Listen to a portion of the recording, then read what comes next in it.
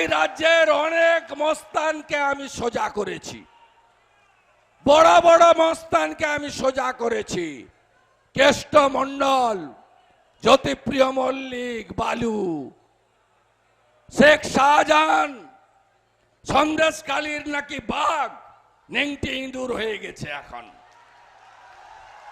আমি যেদিন বসিরহাটে গেছিলাম, তারপরে 1 তারিখে জানুয়ারি মাসের 24 সালে, আমি গেছি 30 ডিসেম্বর 23 সালে।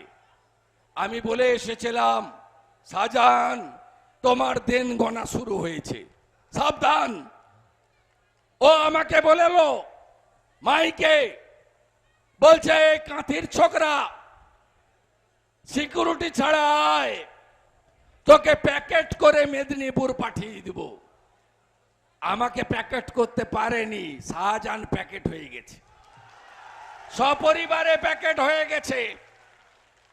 এই তৃণমূলকে আমি ছোট ছোট গুন্ডাদেরকে বলি, আর এখানকার যিনি তৃণমূলের বড় নেতা হাফ মন্ত্রী, তার অবস্থা তো আরো খারাপ।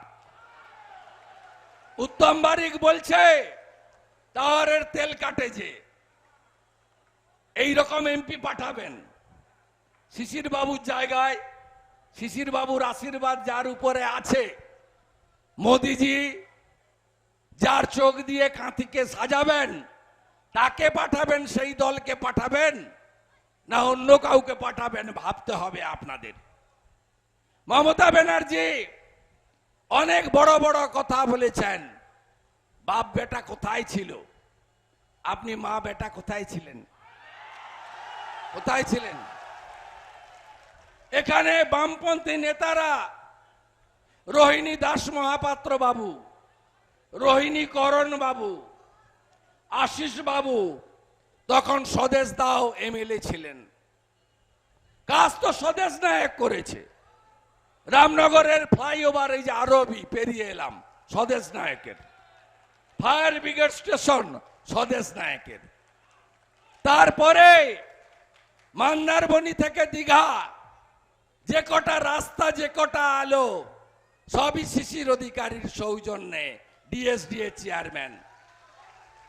শিশির বাবু 3.5 বছর ডিএসডিএ তে নেই। একটা আলো লাগিয়েছেন, একটা রাস্তা করেছেন।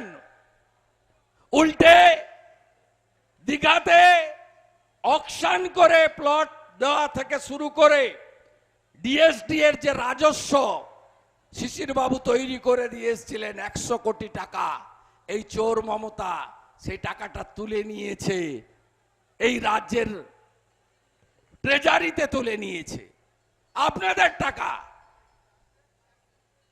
আজকে অখিল বাবুদের অবস্থা খুব কঠিন।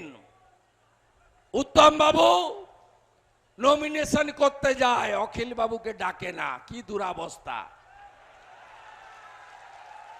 মমতা ব্যানার্জি কাঁথিতে হাঁটছেন, আর উত্তম বারিক অখিলগিরিকে গুঁতো মারছে। কি সুন্দর দৃশ্য।